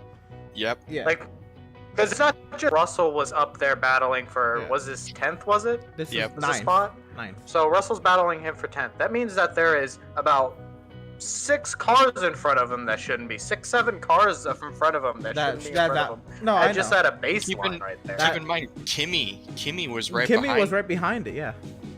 Valtteri should not have been there. But I'm just like, there's so many, like, Valtteri is like going which I thought, he was going to be the race winner. I thought this bounce back, like, win a race. Always a championship threat, and then he's going to be bad the rest of the season. I'm just like, even there. He was terrible.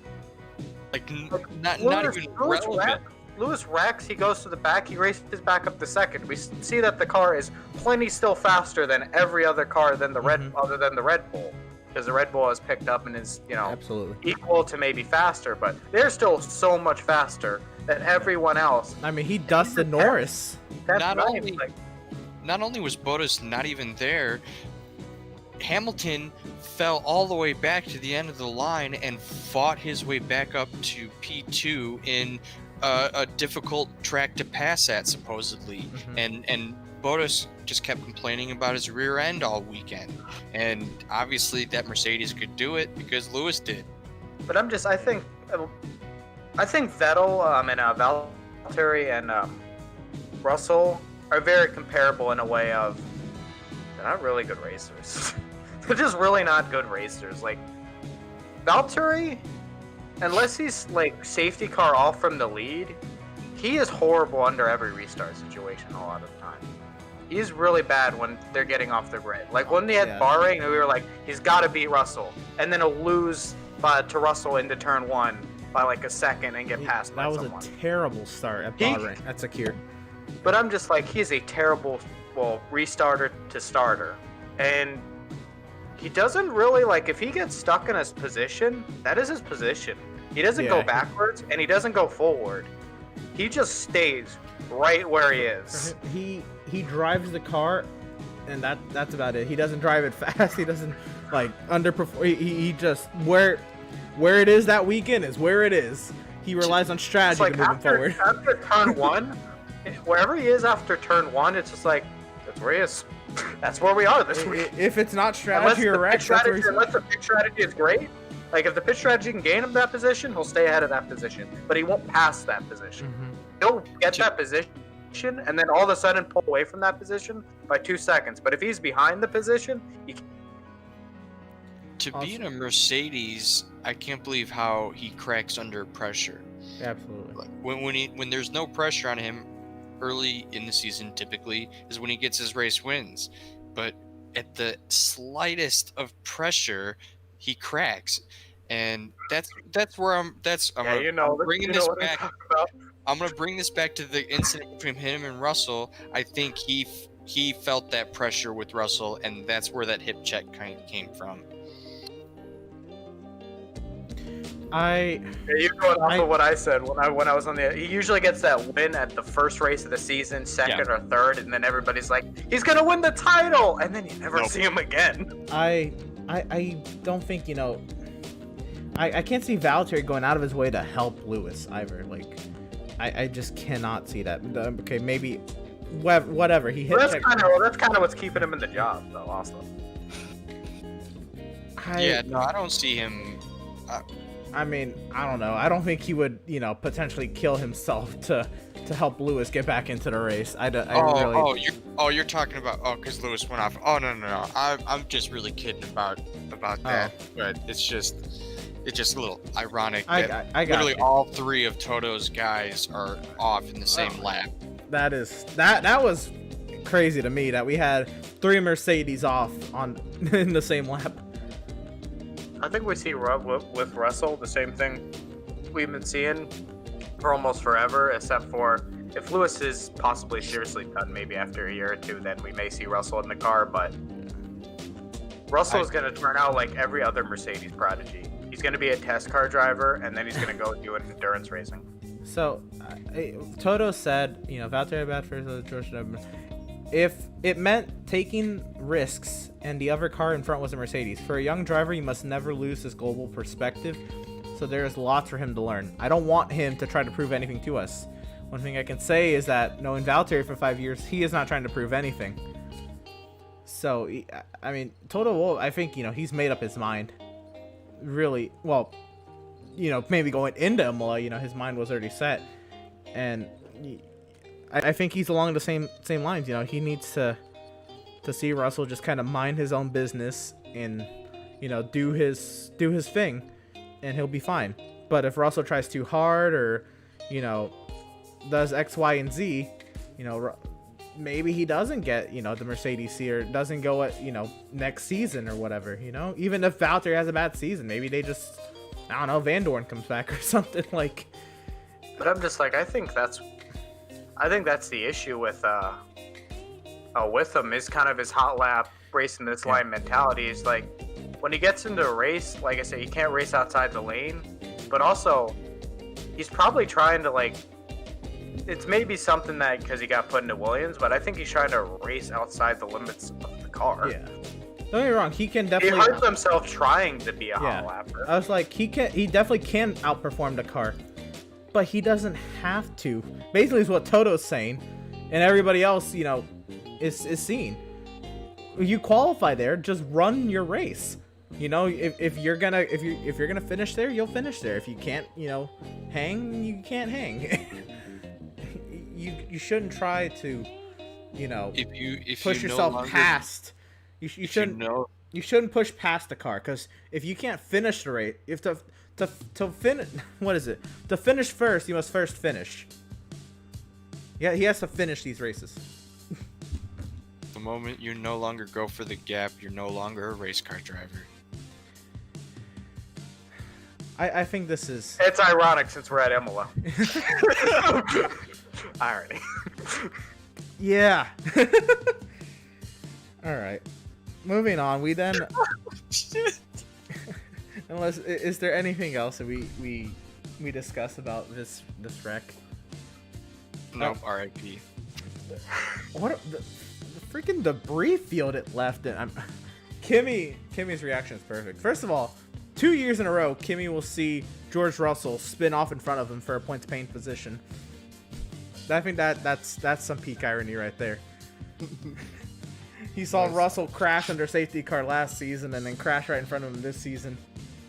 He just picks up the spot, but this year, you know, when he ran through the debris field, he's like he's got all sorts of crap all over him, and also, could you imagine if he never got that red flag, they could, you know, never clean that car out, like what kind of a condition Kimmy would have been racing in there? He probably would have, like, you know, cut his thigh or something on that. Probably Would have been a terrible, like, there'd probably be all kinds of cuts after the race and all that. He's probably been through worse. Well, that's true. No, I'm not gonna say that's not true. He did do rally car where, you know, if you fall off the cliff, you fall off the cliff. This was another radio incident that I thought was pretty funny. Go for it. Because the crew chiefs were talking to him, or the race engineers were talking F1 now. The race engineers were talking to him, telling him about the incident.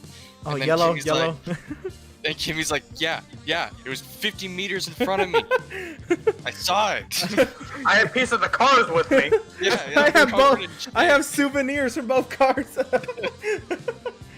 It was a classic Kimmy quote. Well, Kimmy's a legend. We can't lose Kimmy ever. It sounds like Alfa Romeo doesn't want to either. That is crazy. He continues to get signed on as long as he is. They're like, hey, we've got a Schumacher we can put in the car. No, Nah, we'll keep. Yeah, but we have Kimmy. We got Gimme, man. but Kimmy. You don't need anything but Kimmy. I don't know why they keep that Geo guy around. It's just his hobby. It's It's just like a novelty, I guess. They got the. Okay. We're talking about Kimmy. I did see a YouTube video. I believe it was like 67 seconds or something, and it was titled Kimi Räikkönen Netflix Drive to Survive entire appearances, and it was like 60 seconds, and that was all Kimmy because that's all he was in Drive to Survive. It's crazy. It's kind of funny. All right, so shift gears a little bit. That you know, after the safety car, well, the red flag and the restart, Verstappen almost froze away the race right on the restart. My goodness, what were you thinking when you saw him that sideways come into the restart, AJ? Well, I was confused why we were going green. Okay. Why we weren't doing our full restart. Oh, because a that's grid what we had restart? been Yeah. doing. Yeah. But yeah, he got lucky because Charles was on the same page I was because he couldn't talk to his crew. He had no radio for part of that second half of the race. So he had no idea that they were going green. So that was partially the reason why he held up for Max. Because if you remember earlier in the race, who was it? Sergio or no? Yeah, Sergio. Is he the one that went off and lost the places and then got penalized for it? Yes. Yeah. So that almost happened here, but Charles kind of checked up because I think he thought he was about to grid up, and then all of a sudden Max is gone and Lando's on his butt, and all of a sudden by him by turn one. Yeah, that was kind of, I hate to have been Charles in that incident. That was something. We go through the restart and Hamilton's flying through the field, but right off that restart, Norris just powers right on by Leclerc. I was not expecting that out of Lando. I mean, I knew he was fast, and I am a Lando fan, but that was a power move. He said, "This is my podium," right there when he overtook Charles. What did y'all think of that restart? He saw that opportunity and he had those softs. So if it was going to happen, it was going to happen then. And he knew, him and McLaren knew how difficult it is to pass. So they had the trust in Lando that he could make those softs work, and he did. We go through Hamilton's, moving his way forward. What was it? Sergio had a spin in that first sector. That placed him. After the penalty, right? Yeah, he already served his penalty. I think at this That was after, yeah. I mean, Sergio He- finished he'd outside worked the his way points. back up. Yeah, that's right. Sergio had to finish outside the points, which gave Fernando some points, or a point. Yep. I guess Viva Spain. But no, that was. I mean, I know the race itself was definitely better than the result Perez finished, but I mean, overall, I mean this is nothing less than what we got the past few seasons. Exactly. I mean, It's hard. It's They not really like. this Remember when isn't the his first fault. two No, races I know. of the season, like the first two races of the season for Perez, were both having to start in the back for something at the Austria races. Yeah. I That don't know. almost like takes the well, he started on pole here. Just Perez, like highly penalized driver, it seems. I got nothing there.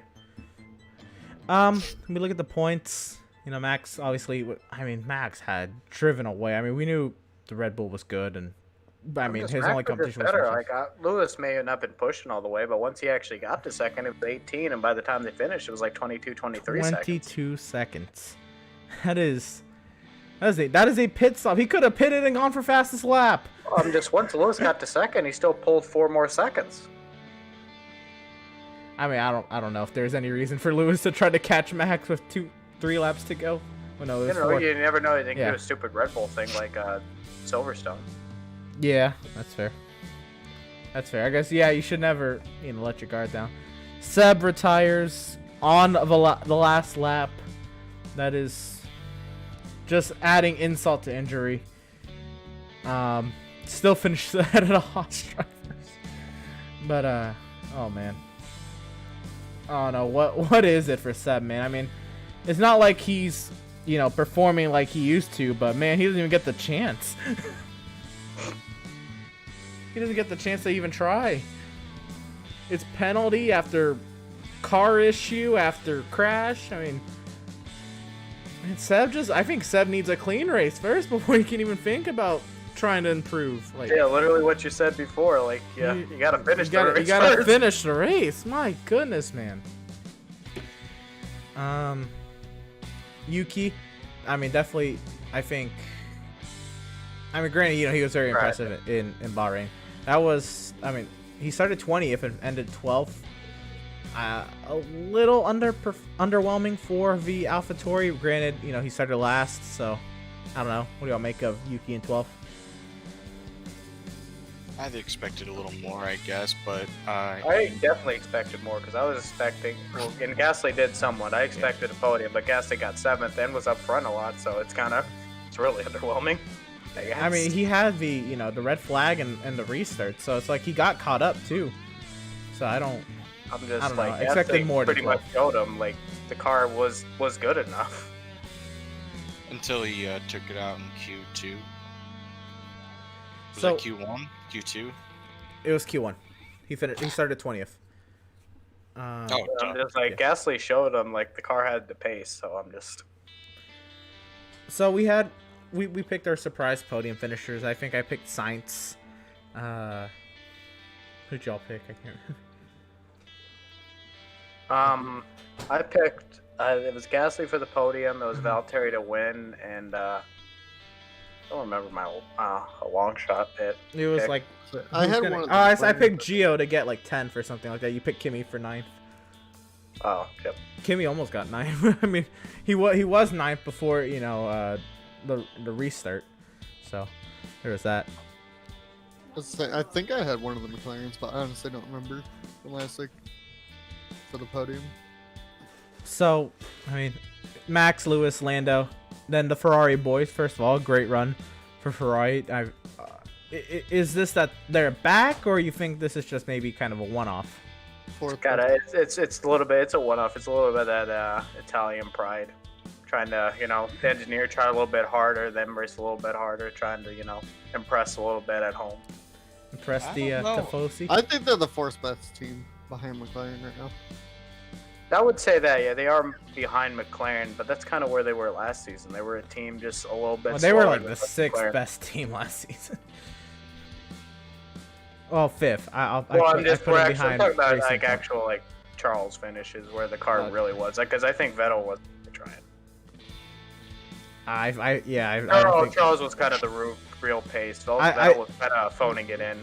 Vettel was just get me through this It's not season. done. And the real pace of that Ferrari last season was just under McLaren. It was, and that's kind of this season too.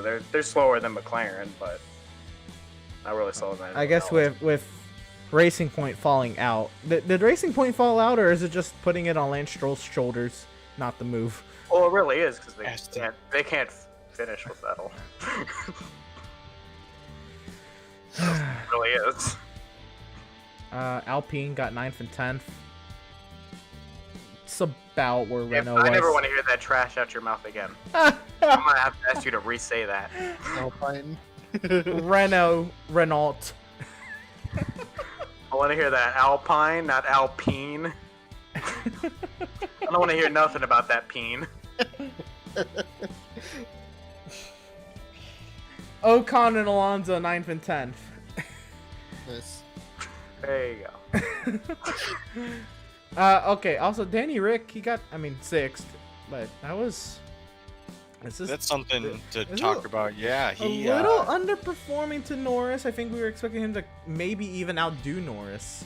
I But figured he'd be at, a lot better than Norris. I thought he would be the podium finisher by this point. well, he was tested and he had to succumb to some team orders. So he let Lando by and was told to keep pace, and if he did, they would give him the position back. And within like 3 laps or 4 laps, Lando had like 6 seconds on it. It was Ooh. pretty bad, right? That Hey, first Ricardo few is laps. like a multiple-time winner per season Red Bull driver at one point. So And Yeah, Lando, like, it may not be Ricardo's a lot like worse now. With Lando, maybe I think really this- good. I think Going- Lando is emerging as a good, really good driver. What I think this is showing us how good, like you guys are saying, how good Lando is, and also how good Carlos is. I mean, he's finished right behind Charles in that Ferrari, which is surprising. I'm not sure if it was a one-off. I think their pace is a little bit back. I do agree, probably fourth best team behind McLaren. But if Ricardo can't get the car underneath him, well, maybe it's not the 4th best team. Maybe they are the 3rd best team. Yeah, something to see. Next race is Portugal in a couple weeks, so we'll leave F1B. Do you want to say the point standings? What is the inverse? It's Lewis, Max, and Lando, and then the Ferrari boys, the top 5 in the points after 2 races. That is Hey, wild. Valtteri's fifth. No, Valtteri's 5th. Sainz is 6th. That's right. Or is So Sainz it's basically Mercedes, Red Bull, and Yeah, Lewis is just holding on to his fastest laps. yeah. Yeah, no, Sainz is tied for 6th with Ricardo, right? Okay. If the season comes down to the final race, Still got this hope. this race though, I think will really prove to be the one to save Lewis, because if he didn't fight back the way he did, this could have been some crucial points, and this literally kept him ahead of Max without winning. Yeah, with him being the lap down, like it would have been like the points he would have to gain. This is because remember the last time he had to like play a points gap, a significant points gap. That was when he was trying to battle Nico back in 2016, and then when he had one more rough race where he blows his engine in Malaysia, it was over. That was it. Do we think they're going to continue to trade, wins and stats, Hamilton and Verstappen, or do you think maybe That's the Bahrain hope, was man. We'll be just- hoping. I would hope that. That'd be nice instead of having somebody win 8 in a row. or do you think Verstappen's going to run away on a little tangent right now? No. I think we have another trade because I think Portugal is better for the Mercedes, but Max is really good then at Spain and Monaco then, so he could Yeah. possibly take 2 there, and then Mercedes gets Lewis at Baku. So Fair enough. I think they're gonna trade. They're definitely gonna keep trading wins, but I can't I Because can't we take already away know from Max is Lewis, going so to take the Monaco win here. Because we know Red Bull at Monaco. He couldn't last time. Yeah. Yeah. Yeah. Even if you take the penalty away, you could never get by him. Which Lando that's for not allowed. Monaco. Ooh, we can all dream, right? Yeah. Yeah, we Hey, can I all mean, dream like that one year in Gasly won a race 2017. last season. Gasly won a race last season. Come on, man. The wish of the 2017 Kimi.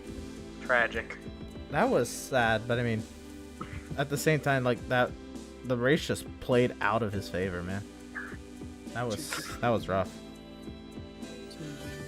Still got the 2018 Coda at least. He did. Yes, very. That's a long time between race wins. That is a long time between race wins. Remember when he was called to the win? 254 years. I do remember. Oh my goodness. Other racing this weekend that not a single one of us are tuned into. Formula E at Valencia is up on the docket this weekend. Next race for Formula One is Portugal, May 2nd. IndyCar, St. Pete this upcoming weekend. Trucks, they're going to be, what, Kansas in May? Yeah, they're going to Kansas And then next. Talladega, Saturday for Xfinity, Sunday for Cup. What are we looking forward to most, I guess? Cup Dega, Xfinity Dega, St. Pete. What are y'all thinking? Yeah, we still on that IndyCar grind, boy. It's on the IndyCar Grand? We're going to watch St. Pete over Cup Dega? If Yeah, I have Sunday off, I'll try joining you guys.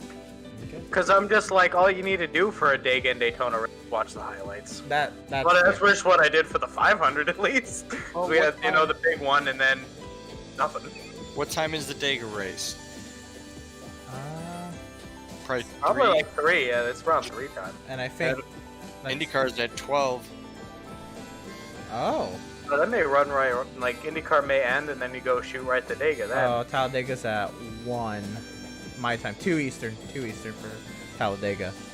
2 Eastern, and then we're talking 11:30 Eastern for the IndyCar race. So you could probably catch the whole IndyCar race and still 90% of Of the Cup NASCAR. race, yeah. Okay.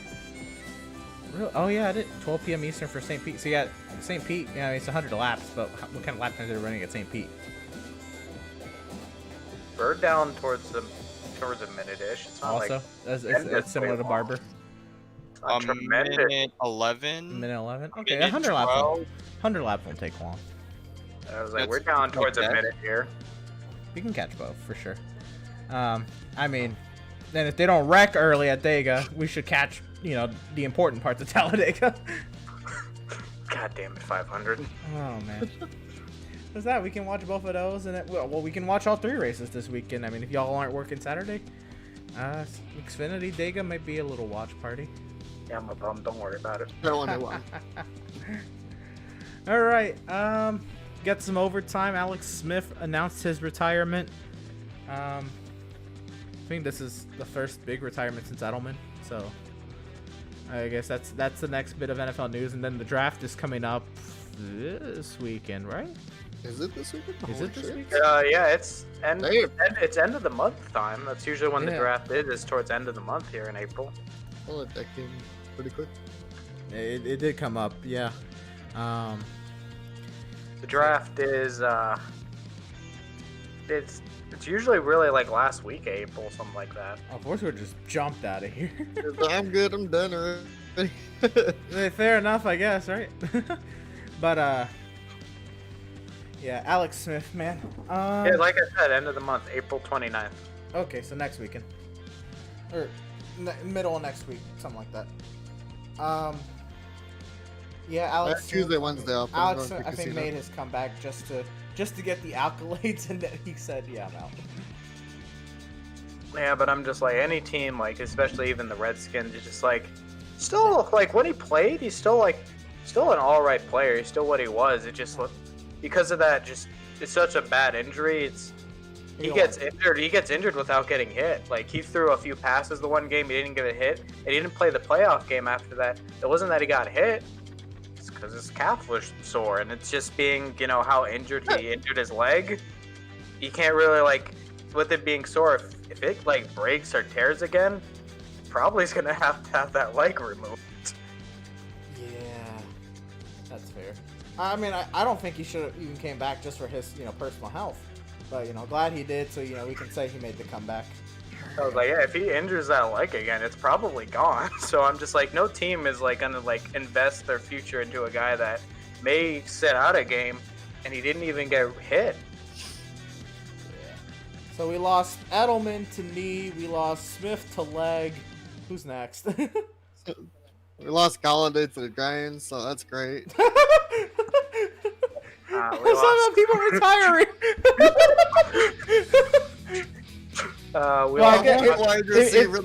If you're going to the Giants, you might as well retire, huh? Yeah. We lost Watson to a table. To a massage table, yeah. Oh man. Well, I'm gonna do the GG3 race. Ooh, I might join you. It just opened. There we go. I'm just trying to get used to the track, so. I Got mean, the driving line in too. So I mean, we all know Trevor Lawrence. Who's going next? Because I hear that this is the second quarterback to go is kind of moving at this point. It's mostly going to Zach Wilson. Zach Wilson. And then it's going to be for the Niners. It's either going to be like a pick between Mac Jones and Fields. I heard they've been talking about Mac Jones a lot for him. Yeah, Mac Jones is definitely come up. If the Niners don't go with Mac Jones, it said that he may fall to like a Patriots at 10. Mac Jones then. As a Patriots fan, I mean, I don't. I need to study college prospects Because I don't watch college football. Now with the, I didn't really watch last season. I usually watch every year, but last season I didn't. But that's because the whole college like football was all screwed up. Oh, yeah. Some teams are playing 6, and you don't really know when they're playing. Like this week they're not. This week they are. This week they didn't want to play, and this week they may play. And like, they didn't want to play. It was really stuff like that. Sometimes they just didn't want to play. Sometimes they just wanted to play and couldn't play. And... Oh, football.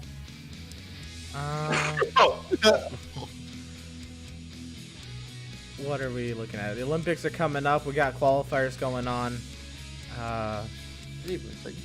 More. We know you can only make more. I know, okay. Thanks, Mel. You're not wrong though. Yeah. What else you want to hit up? We got Outlaws Talladega on Wednesday. Should be a fun one. SRN Talladega Thursday. I'll actually stream again. No Discord audio.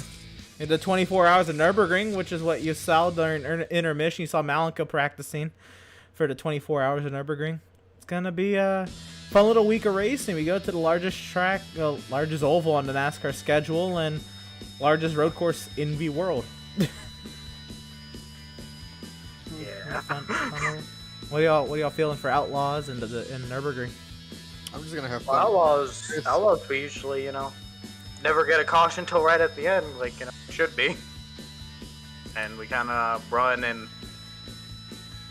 the last caution is kind of like iffy. Like sometimes, like the caution to actually get us off, it's usually pushing, like, because we pit and then trying to catch up to the one pack that pitted a little bit better, and then there's a wreck. So. Yeah, I mean, for what it's worth, the quality of Outlaws races is insane. It gets a little rough to watch some of those plate races when y'all split strategies like that. But I mean, hey, y'all focus on your race. We're supposed to make the entertainment value. But man, oh man. SRN, I made the playoffs. We are the 14th seed out of 15. You got it. You got this. I want to go in lead laps of Talladega. If I can qualify, I want to go in lead laps. We got this, boy. How have you been doing in your season, Mel? We're gonna be getting that. We're gonna be getting that dub, and we're going to the next round. Yes, sir. I don't think it's winning you're in, but that should really pump us up for the next round, right? I gotta make it to the next round because after Nürburgring, it's all practice for Coda. Even though we have Dover and Kansas coming out, it's practice for Coda. Coda's the first race of the second round in the SRN playoffs. Wow. But yeah, we got a lot of Dega this week. The officials are at Dega. Real NASCAR's at Dega. Outlaws is at Dega. SRN's at Dega. We got Dega, Dega, Dega. And then the 24 hours of Nürburgring, which we're about to go run. Is that you trying to call a caution right there? Dega, Dega, Dega. Dega is out. Put her out, Dega. That was loose. That is Dega, though. Alrighty. If there's nothing else, I guess we're gonna call it at that. Make it a nice little even 2 hours. And yeah. Next week, either Monday or Tuesday this time. We'll see you then.